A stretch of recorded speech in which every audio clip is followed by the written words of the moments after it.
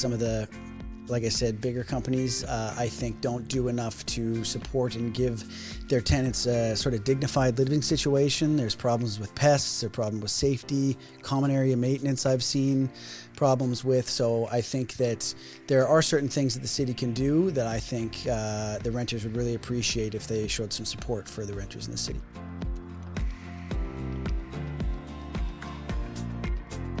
This episode of Bring Back the Porch, brought to you by Bernie Leahy, River Street Realty. Let's get you home.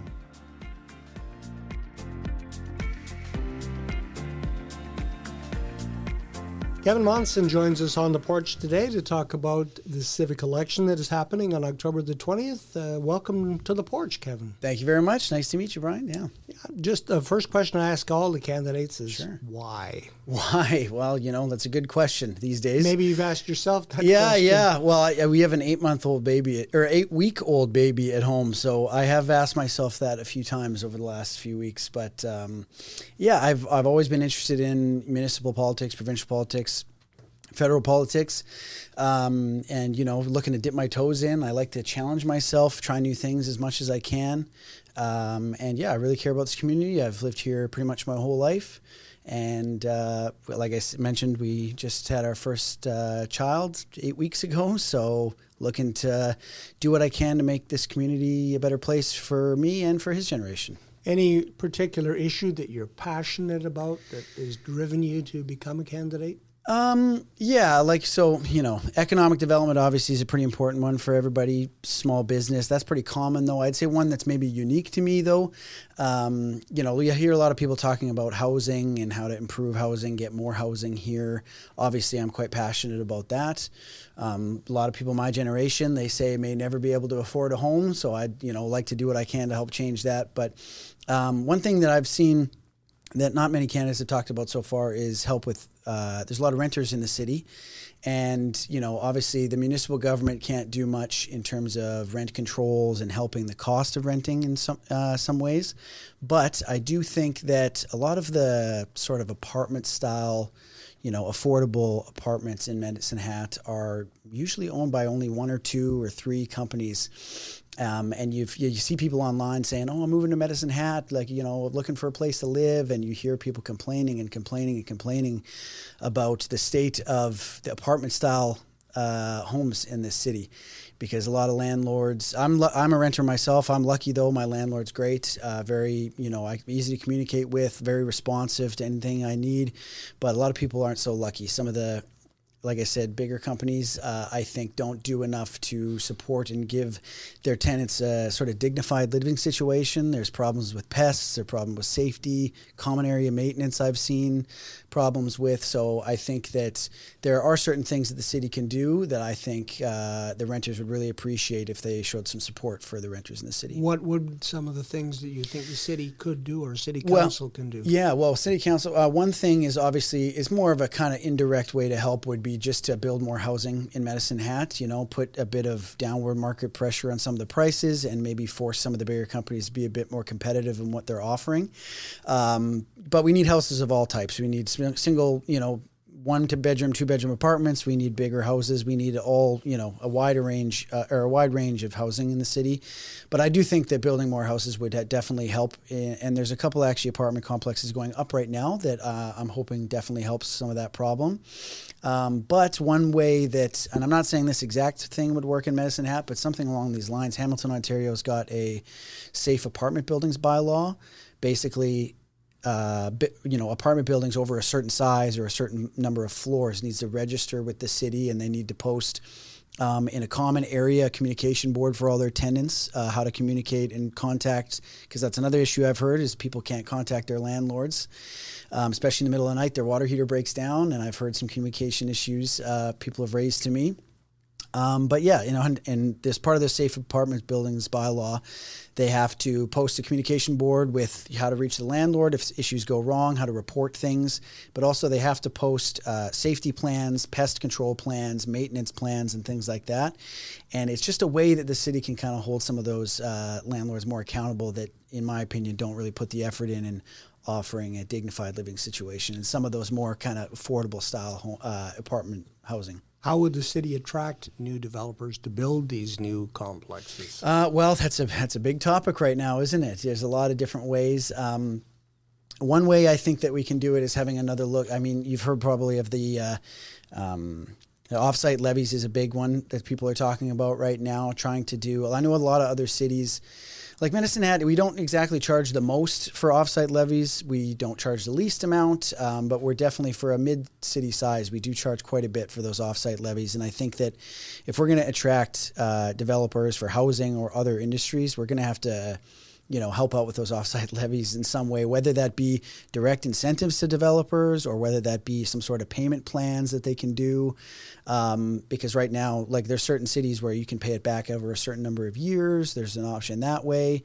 But I think other than the offsite levies, I think there's just, a lot of, when you're starting a development in Medicine Hat, it's almost like you need a master's degree in municipal policies, whether it's a small business or a big development. It's like you go down to City Hall and you want to just tear your hair out because there's so many points of contact, so many people that you have to talk to that are differing experts on certain things. And, especially if you're a small business trying to start something like that, it's a bit of a nightmare.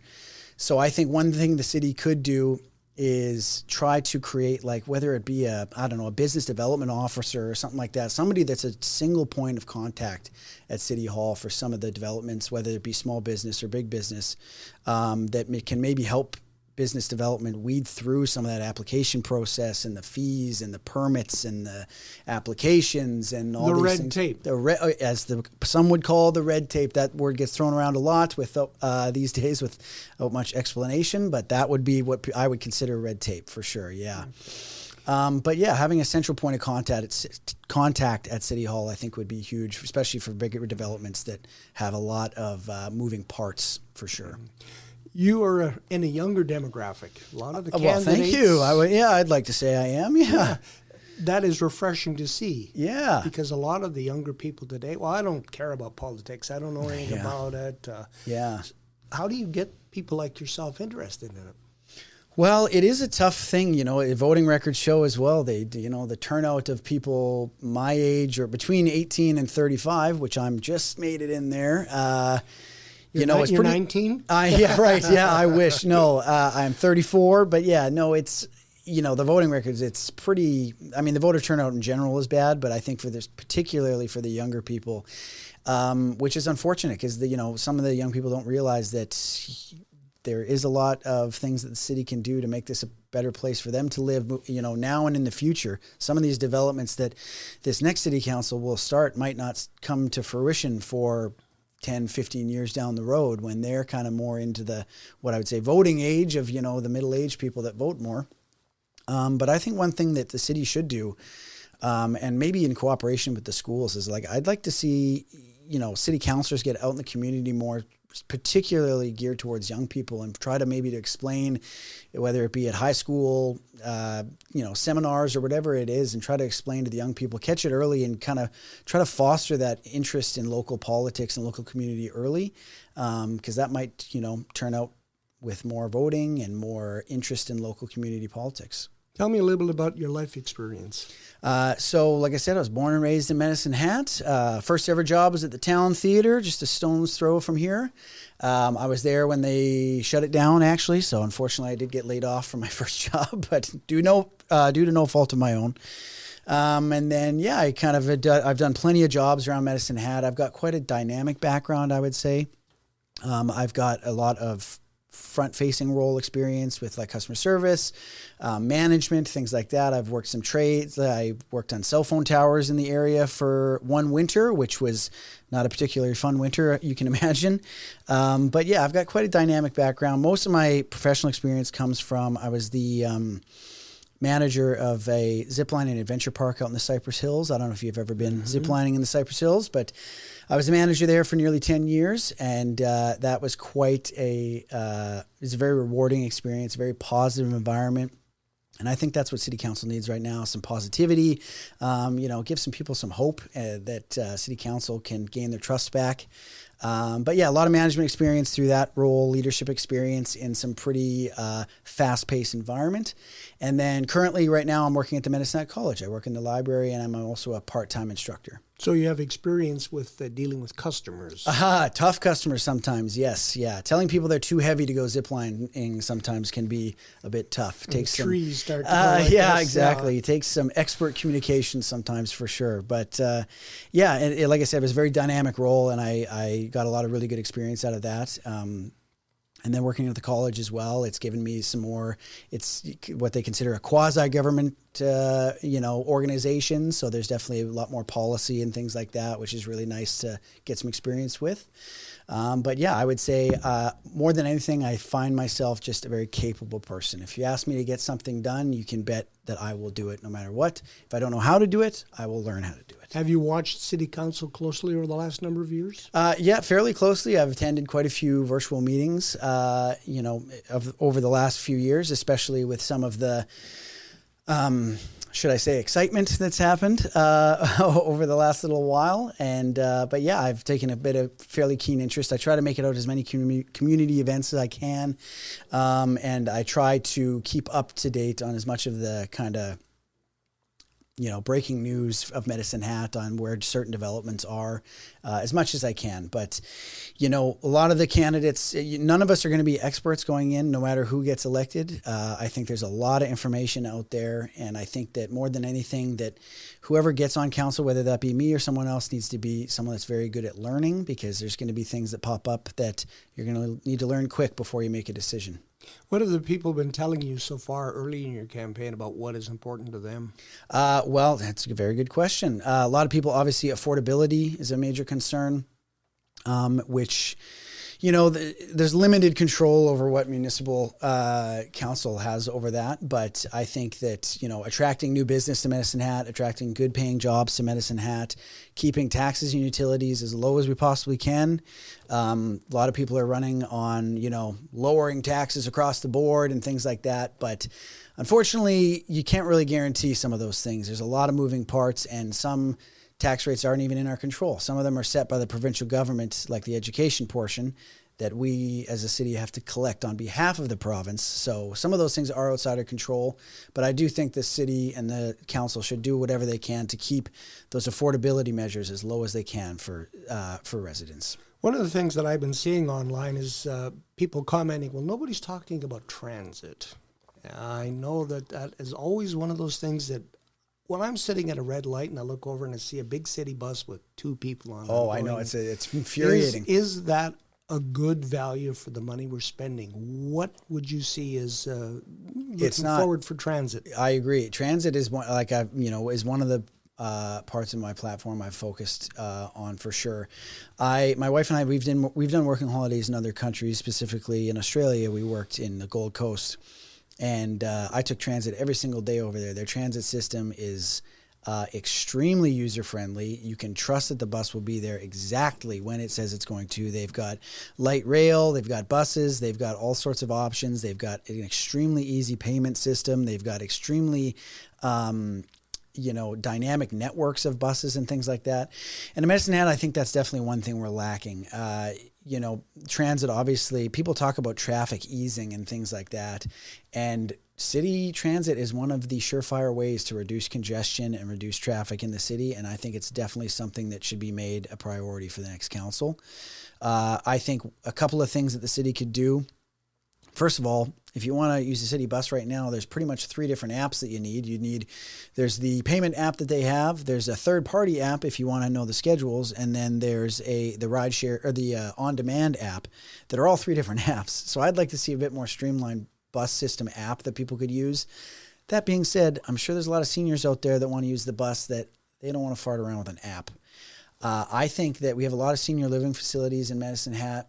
And the on-demand bus right now doesn't even cover that area of town where most of them are. It pretty much stops at Dunmore Hill. It covers the north and downtown area.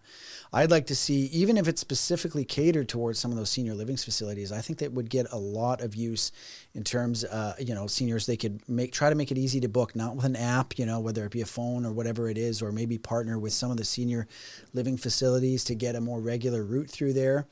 I've also heard issues with special transit right now. I think we only have 2 special transit vehicles right now. I'd like to see a lot more accessibility on transit. And I think if we make transit an accessible and enjoyable experience, more people will use it as not just a last resort. They'll use it because they want to use it, not just because they have to. You think the city's done a good job in communicating their transit plan? They do the best. Well, I think they do the best they can, but there's definitely, room for improvement, I would say. They do, try to take public opinion here and there in the online surveys and things like that. But I think you got to get out in the community and do the best you can. Like canvass some of the areas, because a lot of people aren't going to fill out an online survey. You get maybe, 100 people fill it out. And I don't really think that reflects, the exact numbers of what it is. But yeah, I think to go back, another thing I think that we should do is, like, my mom's a senior citizen, and the thing she tells me all the time, she's like, I would use transit, but I don't want to get on 3 different buses to get where I'm going. So I think the first big priority for city transit should be cutting down on the transfers across the city. The city's not big enough that if you're going across town, you should have to get on 3 different buses, in my opinion. And then also in Southridge, there's only really 1 bus that goes through the one main Strachan Road, and I guess it would be the end of College Drive there, but it's like it goes down through the one street all the way through Southridge. If you're in some of those offshoots, you got to walk like 25 minutes, 30 minutes to get to just the nearest bus stop. So I think more networks, whether that be more hubs around town that they could use, but I think cutting down on transfers and having more of a network would be a huge draw. One of the things that this next city council may have to deal with, too, is a Southside Recreation Center. Mm-hmm. I've seen lots of posts about that, yeah. Yeah? Are you thumbs up or thumbs down? It's tough because I think that, I would love a recreation center on the south side, specifically a pool. There's, south of the number 1, there's really not much option for any pool. And I know there's a lot of people in town, especially seniors, I used to work at the Crestwood pool for the Parks and Recreation Department, actually. I worked the front desk there. And almost all of the customers they got at Crestwood were senior citizens, and they loved it. They loved using the lap pool there. And I know there's issues with the Crestwood pool that I've heard can be quite expensive to fix. But in my opinion, building in a whole new center versus fixing an existing building, I'd have to imagine that it would be cheaper to fix an existing building. But I'm all for a recreation center on the south side of town. That being said, it being the proposed one I've seen, the maps and things like that, it being an outdoor pool that, in Canada we can only utilize maybe 5 months of the year tops. I remember the days of the Riverside water slide, and I loved that as a kid. I think that would be a great thing. But I do think an indoor pool on the south side would be something that would be a great option. That being said, those things are expensive. So I think that this next city council really would have to look at the budgets and see if that's a priority over certain other things, like making things more affordable in town. Riverside water slide, a lot of people get nostalgic about that. Oh, yeah, big time. But that was a private enterprise. Oh, there you go. I don't know if anybody has ever thought about maybe seeing if we can attract another entrepreneur. Hey, there you go. Well, if you cut down some of the development fees for new entrepreneurs and new developments, that might actually happen. You never know. Yeah. Another thing that every city councilor is going to have to prepare for if they get elected is handling our utilities. And there's a plan that maybe they would remove that from, I guess, the responsibilities of a city councilor, the municipal MCC, they call it. Yes, the Municipally Controlled Corporation. Yeah.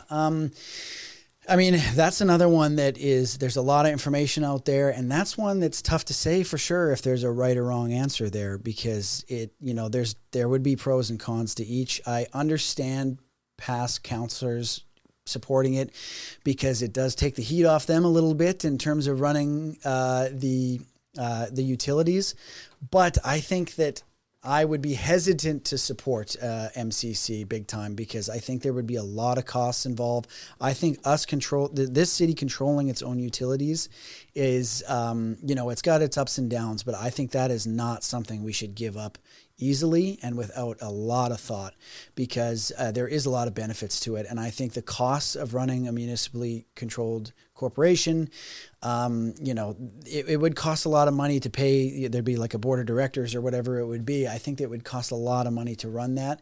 And I don't necessarily think that the city would see a return on that investment, unfortunately. But would you feel comfortable as the city councilor weighing into some of this stuff that, it's technical? Yeah.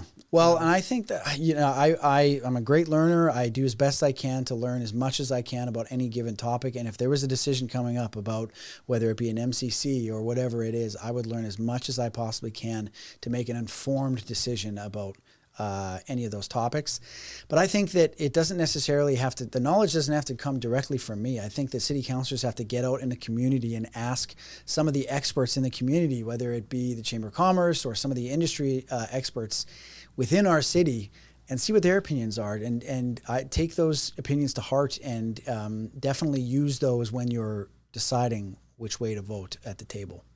Another problem that has been identified, not just in this campaign, but for the last probably 18 months, the homeless people, yes. Drug abuse in the streets, crime. Yeah. People have tried to link it to the mustard seed. Mm-hmm. Now we have a plan to move the mustard seed up onto the top of the Samus Drive, Redcliffe Hill. Yeah. Your thoughts on that? Well, speaking to what I said before, I have heard directly from people quite close with Medicine Hat community housing that is a great location in their opinion, that they think it would really work. So I'm inclined to trust them. They know a lot more about community housing than I do. So I know a lot of people have their opinions on, where that's going to go or how that's going to look. But I think there was a few proposed sites in Medicine Hat, and as far as I know, that was definitely one of the ones that was more desirable. It's a decent-sized building. It can have kitchen facilities on site. A lot of people I've seen have brought up transit as an issue, but from what I'm told, transit is a lot less of an issue for kind of the unhoused population than one would think. There's a lot of options for finding a location that's going to work for a shelter is extremely difficult. Transit's, on the other hand, pretty easy, especially because some of these unhoused folks are pretty self-reliant, and I think that as far as I've heard and I'm aware, that sounds like a great location. Do you have any political affiliation? You know what? I've supported different parties in the past. I've had a lot of people ask me because they think that'll make their decision easier come election time. But I don't think that party affiliation should come into play in municipal elections. I think, in fact, it's counterproductive to municipal elections.